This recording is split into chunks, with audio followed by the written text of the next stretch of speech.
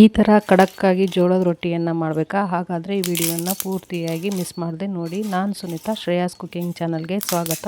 ಉತ್ತರ ಕರ್ನಾಟಕದ ಸ್ಪೆಷಲ್ ಜೋಳದ ರೊಟ್ಟಿ, ಖಡಕ್ ರೊಟ್ಟಿಯನ್ನು ಹೇಗೆ ಮಾಡೋದು ಅಂತ ನಾನಿಲ್ಲಿ ತೋರಿಸ್ತಾ ಇದ್ದೀನಿ. ಇವಾಗ ಒಂದು ಪಾತ್ರೆಗೆ ಈ ಬೌಲಲ್ಲಿ ಒಂದೂವರೆ ಬೌಲ್ನಷ್ಟು ನಾನು ನೀರನ್ನು ಹಾಕಿ ಗ್ಯಾಸ್ ಮೇಲೆ ಕಾಯಿಸಲಿಕ್ಕೆ ಇಡ್ತಿದ್ದೀನಿ. ನೀರು ಚೆನ್ನಾಗಿ ಕುದಿ ಬರೋ ತನಕ ಕಾಯಿಸ್ಕೋಬೇಕು.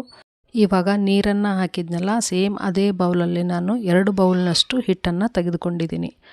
ಒಂದೊಂದು ಜೋಳ ನೀರನ್ನು ಜಾಸ್ತಿ ಹಿಡಿಯುತ್ತೆ, ಕಡಿಮೆ ಹಿಡಿಯುತ್ತೆ, ನೀವು ನೋಡಿಕೊಂಡು ಹಾಕಿ ಕಲಿಸ್ಕೋಬೇಕು. ಜೋಳದ ಹಿಟ್ಟನ್ನು ಈ ಥರ ಹಾಕಿದ ಮೇಲೆ ನಡುವೆ ಈ ಥರ ಮಾಡ್ಕೋಬೇಕು ನಾವು ನೀರನ್ನು ಹಾಕಲಿಕ್ಕೆ. ನೋಡಿ, ಈ ಥರ ಬಿಸಿ ಬಿಸಿಯಾಗಿರಬೇಕು, ನೀರು ತುಂಬಾ ಕಾದಿರಬೇಕು. ಒಂದೂವರೆ ಬೌಲ್ನಷ್ಟು ನೀರು, 2 ಬೌಲ್ನಷ್ಟು ಜೋಳದ ಹಿಟ್ಟು. ಹೊಸದಾಗಿ ಯಾರೆಲ್ಲ ಈ ಚಾನಲನ್ನು ಮೊದಲನೇ ಬಾರಿಗೆ ನೋಡ್ತಿದ್ರಲ್ಲ, ದಯವಿಟ್ಟು ನಮ್ಮ ಚಾನಲನ್ನು ಸಬ್ಸ್ಕ್ರೈಬ್ ಮಾಡ್ಕೊಳ್ಳಿ. ಈ ರೊಟ್ಟಿ ವಿಡಿಯೋ ಇಷ್ಟ ಆದರೆ, ನಿಮಗೆ ಯೂಸ್ಫುಲ್ ಅನಿಸಿದರೆ ನಿಮ್ಮ ಫ್ರೆಂಡ್ಸ್ ಆ್ಯಂಡ್ ಫ್ಯಾಮ್ಲಿಗೆ ಶೇರ್ ಮಾಡಿ. ಹಾಗೆ ತಪ್ಪದೇ ನಮ್ಮ ಚಾನಲನ್ನು ಸಬ್ಸ್ಕ್ರೈಬ್ ಮಾಡ್ಕೊಳ್ಳಿ. ಹೊಸದಾಗಿ ರೊಟ್ಟಿ ಕಲಿಯೋರಿಗೆ ಈ ವಿಡಿಯೋ ತುಂಬಾ ಬೆಸ್ಟ್ ಅಂತಲೇ ಹೇಳ್ಬೋದು.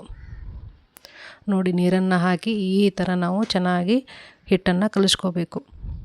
ಹಾಗೆ ನಮ್ಮ ಚಾನಲಲ್ಲಿ ಜೋಳದ ನುಚ್ಚಿನ ಅಂಬಲಿಯನ್ನು ನಾನು ನಮ್ಮ ಚಾನಲಲ್ಲಿ ಅಪ್ಲೋಡ್ ಮಾಡಿದ್ದೀನಿ. ಯಾರು ಬೇಕೋ ಅವರು ನೋಡ್ಬೋದು. ಪ್ಲೇ ಲಿಸ್ಟಲ್ಲಿ ಜೋಳದ ರೆಸಿಪಿ ಅಂತ ಇದೆ, ದಯವಿಟ್ಟು ನೋಡಿ. ನಮ್ಮ ಚಾನಲನ್ನು ಸಬ್ಸ್ಕ್ರೈಬ್ ಮಾಡ್ಕೊಳ್ಳಿ.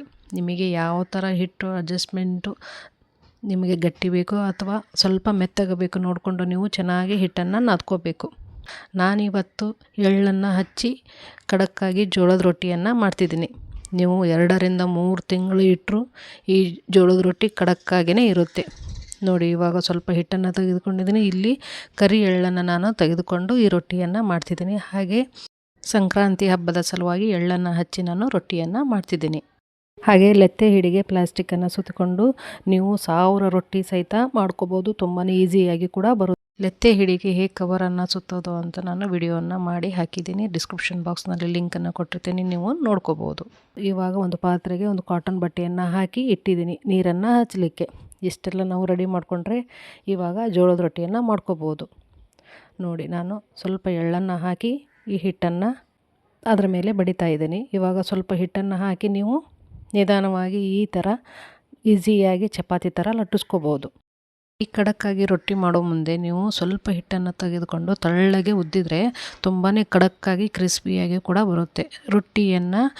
ರೊಟ್ಟಿಯ ದಂಡಿಯನ್ನು ಚೆನ್ನಾಗಿ ಉದ್ದಿದ್ರೆ ರೊಟ್ಟಿ ಆಟೋಮೆಟಿಕ್ಕಾಗಿ ದೊಡ್ಡದಾಗುತ್ತೆ. ಮಧ್ಯದಲ್ಲಿ ಉದ್ದೋದಕ್ಕಿಂತ ಈ ಥರ ಎಡ್ಜಸ್ಸಲ್ಲಿ ಉದ್ದಿ ಒಂದು ಸಲ ಟ್ರೈ ಮಾಡಿ ನೋಡಿ. ನೀವು ಗ್ಯಾಸ್ ಮೇಲೆ ಹಂಚನ್ನು ಕಾಯಿಸಲಿಕ್ಕೆ ಇಟ್ಕೋಬೇಕು. ಅದು ಚೆನ್ನಾಗಿ ಕಾದ ನಂತರ ನಾವು ಜೋಳದ ರೊಟ್ಟಿಯನ್ನು ಅದರ ಮೇಲೆ ಹಾಕಬೇಕು. ಹೊಸದಾಗಿ ರೊಟ್ಟಿಯನ್ನು ಮಾಡ್ತಿದ್ರಲ್ಲ, ಅವರಿಗೆ ಈ ವಿಡಿಯೋ ತುಂಬಾ ಹೆಲ್ಪ್ ಆಗುತ್ತೆ. ಈ ಸಂಕ್ರಾಂತಿ ವಿಶೇಷವಾಗಿ ನಾನು ಎಳ್ಳನ್ನು ಹಚ್ಚಿ ಜೋಳದ ರೊಟ್ಟಿಯನ್ನು ಮಾಡ್ತಿದ್ದೀನಿ. ನೀವು ಎಳ್ಳು ಬೇಡವಾದರೆ ನೀವು ನಾರ್ಮಲ್ಲಾಗಿ ಈ ಥರ ಮಾಡ್ಕೊಂಡು ರೊಟ್ಟಿಯನ್ನು ಖಡಕ್ಕಾಗಿ ಬೇಯಿಸ್ಕೋಬೇಕು. ಹಾಗೆ ಲೆತ್ತೆ ಹಿಡಿಗೆ ಮನೆಯಲ್ಲಿರುವಂತಹ ಪ್ಲಾಸ್ಟಿಕ್ ಕವರನ್ನು ನೀವು ಈಸಿಯಾಗಿ ಸುತ್ತಕೊಂಡು ಈ ಥರ ರೊಟ್ಟಿಯನ್ನು ಮಾಡ್ಕೋಬೋದು. ಯಾವುದೇ ರೀತಿಯಾಗಿ ಒಂಚೂರು ನೀವು ರೊಟ್ಟಿಯನ್ನು ತಟ್ಟದೆ ಈಸಿಯಾಗಿ ಲಟ್ಟಿಸಿ ಈ ಜೋಳದ ರೊಟ್ಟಿಯನ್ನು ಮಾಡ್ಕೋಬೋದು. ನೋಡಿ, ನಿಮಗೆ ರೊಟ್ಟಿ ಮಾಡಿ ಹಂಚಿಗೆ ಹಾಕಲಿಕ್ಕೆ ಹರಿಯುತ್ತಾ, ನೀವು ಈ ಥರ ಒಂದು ಸಲ ಟೆಕ್ನಿಕ್ಕನ್ನು ಯೂಸ್ ಮಾಡಿ. ಎಡಗೈಯಿಂದ ಬಲಗೈಗೆ ನೀವು ರೊಟ್ಟಿಯನ್ನು ಹಾಕಿ ಈ ಥರ ಹಂಚಿಗೆ ಹಾಕ್ಕೋಬೋದು.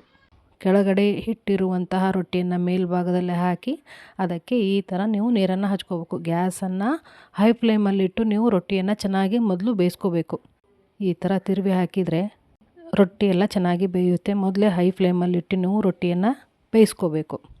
ರೊಟ್ಟಿ ಎಲ್ಲ ಚೆನ್ನಾಗಿ ಬೆಂದ ಮೇಲೆ ಆವಾಗಲೇ ನೀವು ಗ್ಯಾಸನ್ನು ಲೋ ಫ್ಲೇಮಲ್ಲಿಟ್ಟು ರೊಟ್ಟಿಯನ್ನು ಖಡಕ್ಕಾಗಿ ಮಾಡ್ಕೋಬೇಕು. ನಮ್ಮ ಉತ್ತರ ಕರ್ನಾಟಕ ಸೈಡು ಡೈಲಿ ರುಟೀನ್ ಅಂತಲೇ ಹೇಳ್ಬೋದು ಈ ರೊಟ್ಟಿ ರೆಸಿಪಿ. ರೊಟ್ಟಿ ಇಲ್ಲಾಂದರೆ ಊಟನೇ ಇರೋದಿಲ್ಲ. ನೋಡಿ, ಈ ಥರ ಗ್ಯಾಸನ್ನು ಲೋ ಫ್ಲೇಮಲ್ಲಿಟ್ಟು ನೀವು ಖಡಕ್ಕಾಗಿ ಮಾಡ್ಕೋಬೇಕು. ಮೊದಲು ರೊಟ್ಟಿ 2 ಸೈಡು ಚೆನ್ನಾಗಿ ಬೇಯಬೇಕು. ಗ್ಯಾಸನ್ನು ಹೈ ಫ್ಲೇಮಲ್ಲಿಟ್ಟು ಆಮೇಲೆ ಗ್ಯಾಸನ್ನು ಲೋ ಫ್ಲೇಮಲ್ಲಿಟ್ಟು ನಾನಿಲ್ಲಿ ತೋರಿಸ್ತಾ ಇದ್ದೀನಲ್ಲ, ಈ ಥರ ಲೋ ಫ್ಲೇಮಲ್ಲಿಟ್ಟು ನೀವು ರೊಟ್ಟಿಯನ್ನು 2 ಸೈಡು ಚೆನ್ನಾಗಿ ಬೇಯಿಸ್ಕೋಬೇಕು.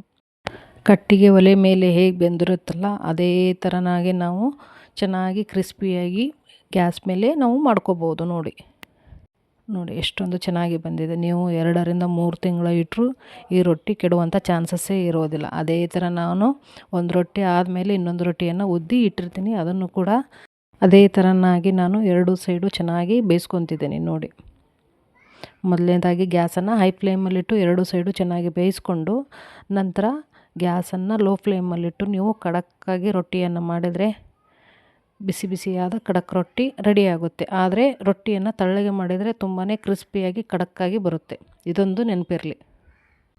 ನೀವು ದಪ್ಪ ಮಾಡಿದರೆ ಖಡಕ್ಕಾಗಿ ಮಾಡಿದರೆ ಅಷ್ಟು ಟೇಸ್ಟ್ ಬರಲ್ಲ. ಒಂದು ಸ್ವಲ್ಪ ರೊಟ್ಟಿಯನ್ನು ತಳ್ಳಗೆ ಮಾಡಿ ಕ್ರಿಸ್ಪಿಯಾಗಿ ಮಾಡಿದರೆ ಭಾಳನೇ ರುಚಿಯಾಗಿ ಬರುತ್ತೆ.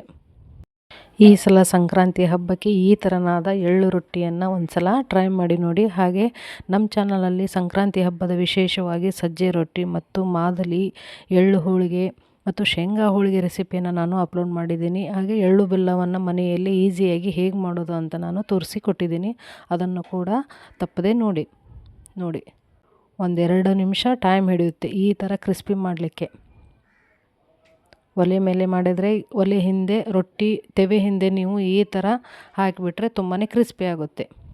ಈ 2 ಬಟ್ಟಲ ಅಳತೆಯಲ್ಲಿ ಸುಮಾರು ಒಂದು 15ರಿಂದ 20 ಜೋಳದ ರೊಟ್ಟಿ ಆಗುತ್ತೆ. ನೀವು ತಳ್ಳಗೆ ಮಾಡಿದರೆ ಒಂದು 20 ರೊಟ್ಟಿ ಆಗುತ್ತೆ ನೋಡಿ.